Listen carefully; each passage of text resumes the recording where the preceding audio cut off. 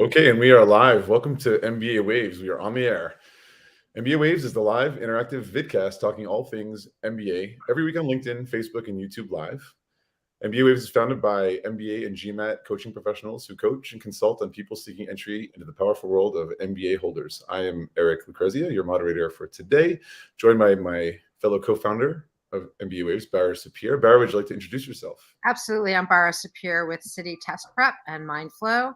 And we're a test prep company that helps students not only in the test, but also on their mindset. So I'm super excited to see John again. Yeah. And so then without further ado, let's introduce again, second time joining us, John Passaro. Yeah, it's great to be back. So yeah, my name is John Passaro. I run my own coaching firm.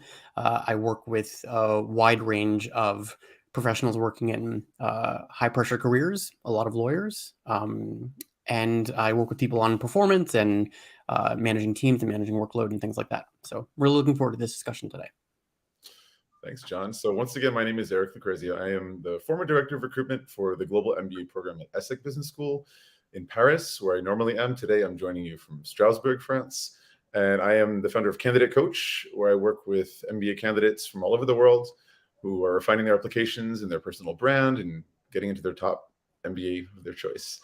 And so today's topic, which you can see every week on MBAwaves.com, episode 46, You Are Not Your Achievements. So it's about balancing success and self-esteem.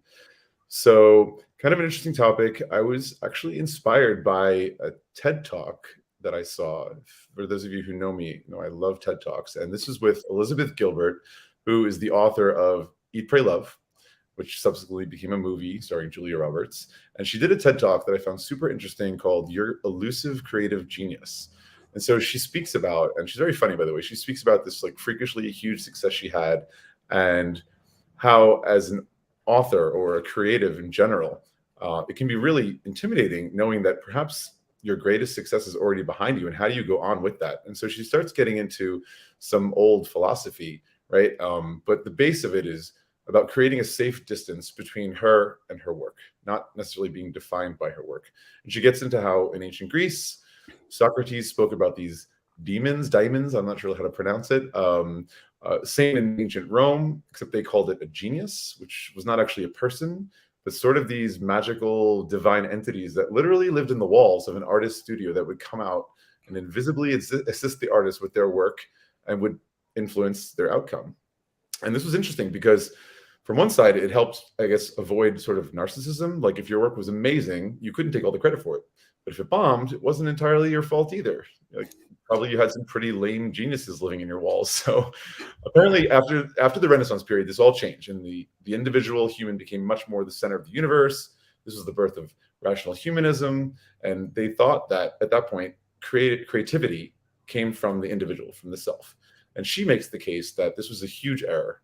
And she makes the case that we should perhaps go back to some other ways of thinking, because the way we think about creativity and talent or work in general today, it perhaps places far too much pressure on the individual. So she talks about the need to separate ourselves as mere mortals from the work that we do. And sometimes our work will result in something genius and be a huge success, whether it be a work of art or like a business deal, maybe an 800 GMAT score or admission to Wharton. That's like the dream for a lot of people. And sometimes that won't happen, but we still need to live with ourselves and do our jobs anyway. And above all, find happiness and satisfaction in this life. So how to balance these two is kind of the subject of today's MBA Waves episode. And how this relates to the MBA or the GMAT or MBA admissions or your careers in general. I mean, think about it. Every year, thousands of people work really hard to have a very competitive application for admission to their dream school. And naturally, not everyone can be a winner or hit that 800 score or get into the top 10 schools. So what do you do when you have goals that you're working really, really hard for, and sometimes you don't reach them, at least on the first try? So I'm really happy to have Bara, who works in test prep, as you all know. But she has with City Test Prep, they have a very, I think, unique approach that is about managing test anxiety and incorporating a lot of like mindfulness into the strategy. And John also is an executive coach. I think he has clients that face these challenges as well. So John, I wanted to kind of turn it over to you. You said a couple of things when we were exchanging prior to the episode. Did you want to like share some of your thoughts? Yeah, well, I think what I was really thinking about when you brought up this topic was why people set goals, why people go after certain things, right? I mean, for me, I always start from the premise that what we're really all after is to lead a good life and be happy. And I think a lot of people are maybe tricked into thinking that, oh, if you do get into that top MBA program, or if you do get that perfect score on the GMAT or what have you, then that's going to be the key that will make you really happy. But at the end of the day, I think what people really need to do is dig a little bit deeper, right? And think about, okay, well, why do I want that? What is that going to get me? Because ultimately, participating in a great MBA program can be wonderful in itself, but it's also ultimately means to an end, right? It's a pathway to get you somewhere else. It's a pathway to get you to a good job, a great career. And so there are many different ways to get there. And I think that one way of thinking about that is, again, investigating why you really want this thing. And, what are the different ways of getting there that might even be more interesting? Is there a program that's maybe not a top ranked program, that maybe it's in a geographical area that's located close to a lot of businesses that you want to work for, or that's located in a region that you really want to work in. Really getting in touch with what your values are and figuring out what's really important to you instead of just what other people think is really important in some sort of general sense. Absolutely. I think you're touching on a theme that we often discuss, which is about fit, right? Finding the right fit program for you. And it really, I think it's something that you owe to yourself to really properly do the research and go deep, way beyond the website and the brochures, but talking to people. Because, right, an MBA program is really very much about the people. The academic content is going to be more or less the same across MBA programs worldwide. So it's really about, what is the culture at school? Is there a values match? You mentioned maybe like a niche program that could be very appropriate for your career path. So let me ask both of you, Bara and John, working with clients, what are you guys seeing out there? Are people coming to you under enormous stress or fear of failure? Like, what do you think are some of the underlying reasons that people come to see you, or maybe extra baggage they may be carrying that might be holding them back? Can I tap back to something that you said earlier, which was my dog. Well, first of all, my dog is making a presence here. It's International Pet Week, I think, and I've got caterpillars growing in the back that showed up. I have an army of them. It's amazing, but it's good for our topic, right? To have these caterpillars in my backyard. It's like perfect timing. Okay. So one of the things, Bill Clinton used to actually, whenever something went wrong, he would always talk about it saying, well, Bill Clinton did this thing. But whenever something went right, he would say, well, this is what I did. So it's really interesting when you're talking about what Elizabeth Gilbert was talking about, and these they're not demons, they're these magical creatures that are they probably called it, like, what do they call it, like muses in a way, right? Some kind of muse, inspiration. And what you both probably don't know, and what most of the listeners don't know, is that I also have a background in fine arts, right? So I used to design museums in New York, and I used to be an artist, and so I draw on that with my clients, bringing us back to your question, which is that there's this place, and John, I bet you work with this too, about helping students getting into the zone, right? Helping students get to a place. I think Rumi talks about, there's a field where good and bad don't exist. I'll meet you there, right? So this idea of being in the moment, like knowing that you have the goal, and we can talk about goals and inspiration and incentives and all of that, but you have this goal, but you have all of these hoops that you have to jump through.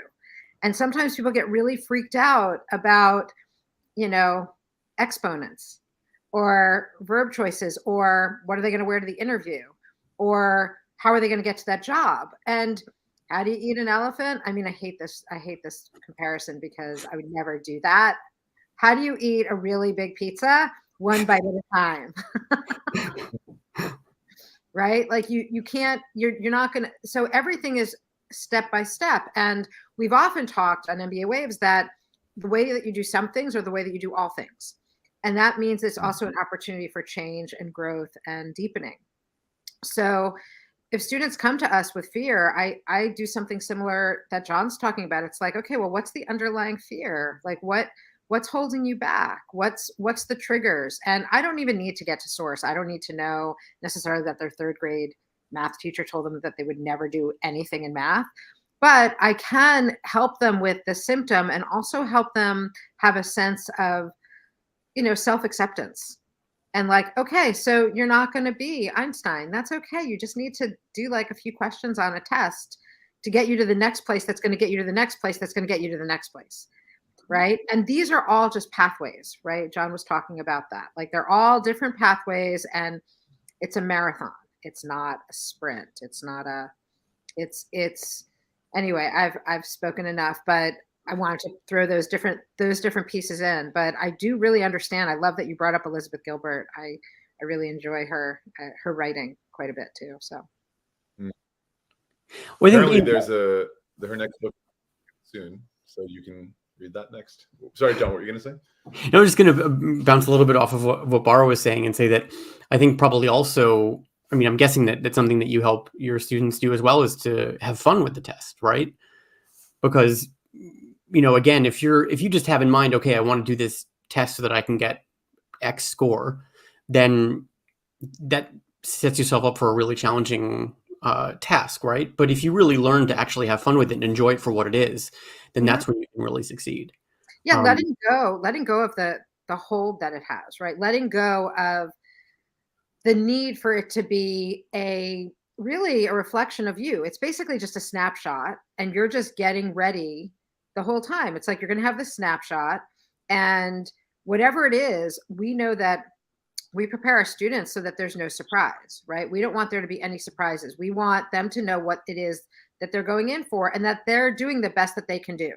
They don't need to do better than the best that they can do, and we don't want them to do worse. But they've already demonstrated time and time again that this is where they are. This is the range that they're in. And so, yeah, and making it fun too, like being light about it, making fun of the fact that, yeah, like you're taking an 11th grade test, to get into business school, or even creating some mind games, like, well, who's someone that you want to emulate? Who's someone who you really respect? How would they do it?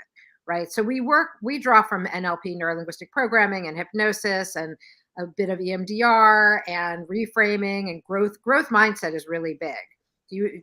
Growth mindset is huge, of seeing that, mistakes are not things that you want to drag you down, but they're actually things that you want to learn from, and that could spark ingenuity and can spark opportunity. So yeah, that's really huge. And embracing growth mindset is really key as well for me, helping a lot of my clients to get where they want to be, because yeah, it's accepting that you're not always going to be perfect, but that's just part of the process for everybody. And that's what really helps you learn. And not bringing yourself down about it, because it's just that moment in time, that moment has passed. Right. But allowing yourself to learn from the experience. I mean, it's a great life skill.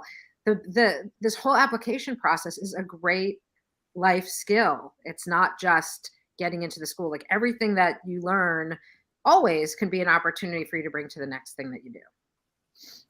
You often mention that, Bara, that preparing for the GMAT, for example, or going through the whole MBA admissions process is very much great for training for life. And the MBA itself, the program itself, it absolutely is something that gives you so many more skills that are applicable in your personal life, just as a human, than just working in a job. So I guess this kind of brings me to my next question for, again, both of you. What might be your philosophy, like, in having a more balanced approach to goal setting? Whoever wants to go first. You can go. Okay, I would say, yeah, I mean, the philosophy is to always start with yourself and figure out what your values are. What's really important to you? What gives you meaning, and why?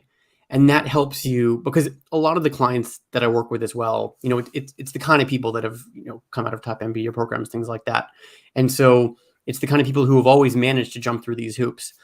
But at some stage you get to a point where you need to create some sort of identity for yourself and be comfortable with the fact that you're not going to be all things to all people. You have to figure out where you fit into the puzzle, what your value added really is. And so being comfortable with the strengths you have, but also the weaknesses you have, and understanding that you are complementary to other people that you're working with. And so once you get really comfortable with, okay, this is really what I want, it helps you forget a little bit about all these often unreasonable standards that you think other people have set up for you. And you get more comfortable with where you are, and it allows you to be just a much happier person, and ultimately less stressed out and more successful. Yeah, I'm thinking about like that, the idea that it takes a village, right? So, and business school is leadership school. And so if you've got a weakness, being comfortable with it and then delegating it and then learning from the person you delegate it to is pretty amazing, right? Because then you get the thing done, plus you get some at least front row seats to how someone else deals and moves through something. So even though you might not want to take on that task the next time it comes around, you'll still know better how to do it better, right? I learn all the time from other people. I've got lots of weaknesses, but that's, I mean, Leonard Cohen said, there's a broken part of the Liberty Bell, and that's how the light gets in, right? So the broken parts of ourselves are the things that will help us to see things in a clearer way and also appreciate the things that are really done well. So I with goals, also the why is super important. And you see the why everywhere. You see it in pop magazines and you see it, I think it's super important. It's not just, why do you want to, it's not just, you want to go business school. Well, why? Why are you paying me money? Why am I accepting your money? Why should I take you as a client to help you get into these schools? What is it that you're going to do with this degree to make the world a better place? I mean, we're seeing now, here's my political plug. We're seeing now the world is in such disarray because of someone's why, right? Someone's why is not healthy, and people are suffering immensely and will continue to suffer. And no one is putting a stop to it, right? No one is, because of the system that's set up. So it's really understanding what your goal is, and even having a friend to bounce off, to say, go deeper, because it is exactly what you said in the beginning, John. We just want to be happy. Most of us just really want a happy life. So, what is that going to look like? Is it going to be a lifestyle happiness, or is it going to be intellectually stimulated? What are the different pieces that are going to give you that enriched life experience? Yeah, and knowing that can change constantly as well, and so staying in touch with that. Yeah. And I just want to pick up as well on something you were talking about, knowing what your weaknesses are and when to delegate, and also I would say when to ask for help. And I think that's a huge sign of strength, is when you're confident enough to say, look, this is a weak area of mine. I have other strengths. That's fine. I'm totally comfortable reaching out to someone else and asking for help. It's a big sign of wisdom, saying that you can recognize what the limits of your abilities are. It builds up your network, so it strengthens your social skills, and also it gives you a learning opportunity, because if you ask someone else for help, then chances are they're going to show you how to do it, and then it'll add that tool to your toolkit. Absolutely. And you guys are saying a lot of good stuff. Thank you. You can't be all things to all. You can't be great at everything. And yes, MBA programs or business school in general is teaching leadership. And one would hope, I'm sure it's most of the time the case, that they teach people who are going to be future top leaders, right? That you surround yourself with people who are better than you at various different tasks. Maybe you're just not great at finance, but you're the visionary one. You're the one that's driving the ideas. Maybe you're good at public relations or whatever it may be. But you assemble a team around you, whether you're a CEO or a president putting his cabinet together or her cabinet together, that you consider what your weaknesses are and who can fill those gaps, and not being afraid to have people who are better than you at certain things. That's what's going to make the whole team shine. And which is that brings us exactly to where we are, which is exactly the work that we all do, right? There's areas that we shine, and that's to help other people find their best selves, right? And whether that's through their applications or picking out the schools that are going to be the best choice, or figuring out how to get a great score on the test, and even getting into the weeds there. It's like figuring out which tutor is going to work best with the student, because some students really want a lot of structure. Some want to just work on their own and have, light touch. It just depends. But really figuring out what's not working for you, asking for help, but also being able to distinguish and discern what the best help for you is going to look like. And John, you brought up something like, knowing the limits of your skill, your talent, or whatever. I think the balance for me, what I often think about, without getting too deep into philosophy and stuff, but I always think about is kind of stepping out of myself. Here I am running my own coaching company, and I'm the one doing all the little tasks. Besides the coaching, I'm doing the marketing, I'm doing the accounting, I'm doing the IT department stuff, all of those things. But then there's kind of in this context of my company, like I like to think of it as my higher self, where I step out and look above from the balcony and try to have this kind of overview. And it's something like that, sort of being able to step out of yourself and seeing what the various pieces are doing and try to make that operate more smoothly. But this also makes me think of like entrepreneurship, right? And the catch line I often hear is learning how to fail efficiently or how to fail fast. And that's something, in the among the many arguments of why it's useful to do an MBA when you want to be an entrepreneur, or you want to continue as an entrepreneur, is that you learn, how to write a business plan. There's the whole network piece, but this whole thing about failing efficiently, I think, is so relevant, right? Because inevitably, Zuckerberg didn't come out with his first Facebook and it worked perfectly. Or if it did, that's like 1 in a billion, right? Most people, they have their idea, they put their heart and soul into it, and they think this is the best version of what I can do, right? And most likely it's going to fail. And the idea of failing efficiently is to be able to like look at what didn't work, make the necessary adjustments, pick yourself up back again. It's a very human thing to feel weighed down by failure, but to be able to pick yourself back up and launch again and again and again and again until it sticks, until you have something that works. And that's sort of in line with what I've been talking about today about, you are not your achievements, right? Like you are still a human that needs love and wants to be happy in this life, yet pushing yourself to improve. So going back to what John was saying about the limits, I think it's a sort of double stream thing of like, okay, putting my energy, attention, maybe taking classes or whatever to improve a certain skill where I'm weak, but also not letting that define you if you do hit that limit. So it's like you're at the same time pushing yourself to be better, but not allowing the limit to hold you back or from being happy. Does that make sense? Yeah, the irony is that humans believe the negative more than they believe the positive, right? Okay. Just that's what happens.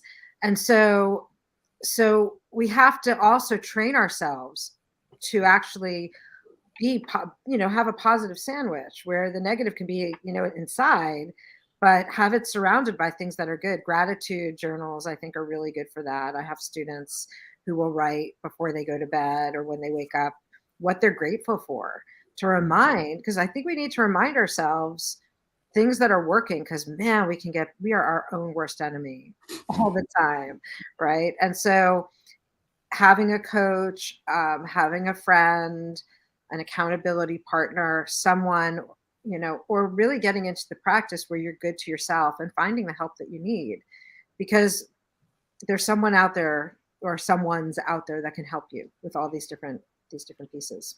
You talked about that like positivity sandwich. Is that what you called it? I don't know what I called it, but yeah, we can call it a positivity sandwich. Sandwiching the negative with positive. Think about like whenever you've gotten feedback from a boss, a good boss at least, a manager who had to give you some negative feedback with the goal of improvement, right? But usually it's sandwiched between like, okay, this is really good. This is what you need to work on, and I really have confidence in you. You've got these talents and so forth, and it's delivering it with, like you said, a positivity sandwich. I like that idea. What's also interesting, when I was in art school, and actually I was a professor for a little while, when we would do critiques, we would never talk about the artwork as being the person's. We talked about the artwork on its own. So we wanted, which is bringing back to what you were saying before with Elizabeth Gilbert, like this artwork is successful in these ways. This is what it's conveying. This is what I see it saying. It's not succeeding in doing X, Y, or Z. And so we're moving it from the person. So the person doesn't have to take it personally. Like a lot of these things, you don't have to take personally, because Eric, it's exactly what you said. We just can't be everything to everyone or perfect at everything. Yeah. And I think it's also important to think about why we actually go to grad school to begin with, right? It is this learning environment. And this goes back to both fit and growth mindset, right? Because you want to pick a school where you're going to feel comfortable pushing yourself to your limits and testing yourself and failing occasionally or often, maybe saying something stupid in class or something that doesn't land, or admitting that you don't understand something, instead of just feeling like you have to prove yourself all the time, because that's how you're really going to learn. So just understanding that this is all about sort of a learning environment and not a place where you're trying to just prove yourself. Incubator. So, sort of getting into like strategies, which is the next question. So I'll just rephrase it, and you guys can continue on. What are some specific strategies you guys might suggest in your respective fields of work that would help keep a healthy balance while aiming to, hit some lofty goals? So I think I'd like to pick up on what Bara was saying before about having, a thinking partner, an accountability partner to help you keep a check on reality, especially, when we live in this world of social media, LinkedIn, Instagram, everything. Everybody seems to be kicking goals all the time. And so it's important to have someone who can remind you that, give you a reality check and say, look, I stumble all the time as well. Things aren't super easy for me. And so that can help you keep track of the fact that, okay, look, just because I don't feel like I'm doing the best job ever all the time doesn't mean that I'm a failure. I think that can help you keep yourself on track. Accountability partners. I mean, it makes me think of like co-working spaces. A lot of times have these opportunities for you to buddy up with people and to share those successes and failures and have that motivation and accountability. Like, okay, we're here. There's a synergy that we have together, especially if you're, you run your own company, or maybe if we're talking about like a study buddy for the GMAT, right? Somebody or a group of people is kind of like a support group. Like we have to face this monster together. So yeah, that synergy of humans working on the same thing, or at least parallel things that can help each other. I have to tell you, no joke, I visit these new caterpillars that are hanging out in my backyard. There's like 20 of them. And I just took pictures before the episode because I'm like talking to them. They're amazing. They're buddying up. They're like buddying up. I'm like, you guys are buddying up. That's awesome. Like you guys have figured out, because they're like eating, and they're just so magical. They're really amazing. But I do think that having the world not exist just in your own head and having it outside of you, that's why journaling is so great. But when you have a witness who can say, great, you'll do better next time, and you're doing great, and you're showing up, right? It's like, caterpillar, you're eating the milkweed, you're doing awesome. and it'll be on my Facebook, the picture soon. Oh, I can't wait. And they're amazing. They're monarchs. Oh, Yeah, they're going to be monarchs. So, now we're talking. Now we're serious, right? So yeah, I think that some strategies are to figure out a reasonable way to meet your goals, and having that structure in place, having an accountability partner, a coach, a friend, or just really like there's not much that feels better than checking off your to-do list when you finish things, and also rewarding yourself when you accomplish things. Even if you didn't do amazing on the diagnostic test, you did it, and that you're going to learn from what it is that you've not done well on. It's always like doing, refining, redoing, refining, right? So it's a process. Is Eric? I think Eric is frozen. Yeah, I think Eric is frozen as well. I think also too, what's really important is setting goals so that when enough is enough, right? Because you can't just, I have a lot of clients who just want to keep working. I could just do more. But at some point that's not sustainable. And so you have to say, okay, look, when I've put in X amount of time, or when I've accomplished X amount, that's enough. Then I can give myself a break and I can feel okay about it. And sometimes when you have that break and you have that openness and that spaciousness, whatever you were looking for that you couldn't find will appear, right? Yeah. Just because it's given a little bit of space to happen. I mean, that happens in conversations with friends, right?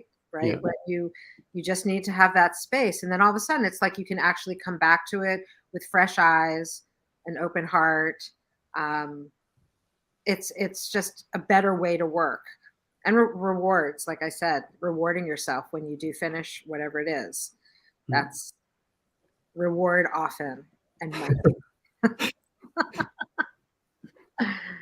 So I think it's a good place to finish off. We're rounding off the half hour now. But last question: what are some signs you guys think that appear that would indicate that you might want to get help or support of a coach as you're going for your goals? I think frustration.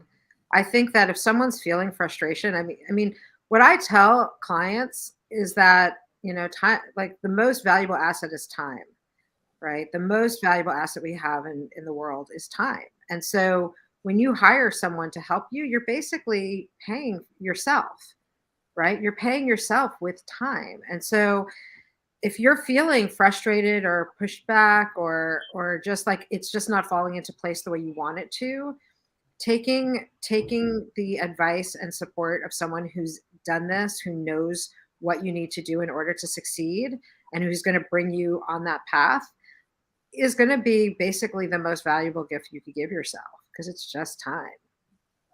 Totally agree. I cannot stand accounting, and I definitely hire an accountant to take care of that for me. Absolutely. French American taxes is too sloppy. Absolutely. Yeah, I would say my big one is if you're feeling stuck, if you're feeling stagnant. If you different strategies that you're trying can't seem to help you move forward, then it's time to reach out to someone and figure out, okay, how can I get a fresh perspective? What can I do differently to try to make things work?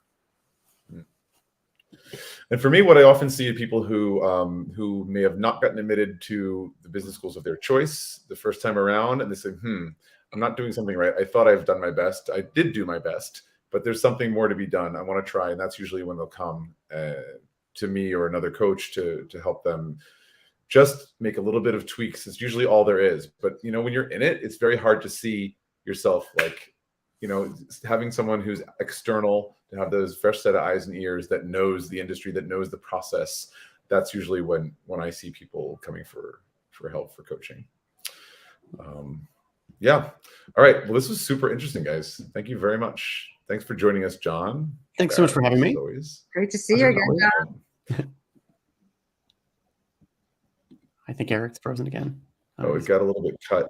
There he is. There he is. Yeah, I think my Wi-Fi is not great over here. So sorry about that. But I was just wrapping it up. So thank you everyone who joined us today. I hope it was insightful and interesting for you. I know it was for me. Like every episode, I always learn something new, especially when you have great guests like John.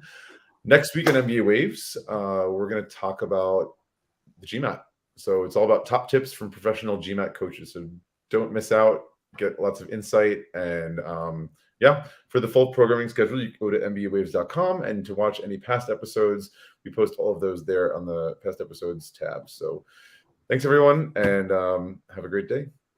Bye, everyone. Thanks, John. Thanks, Eric. Thanks.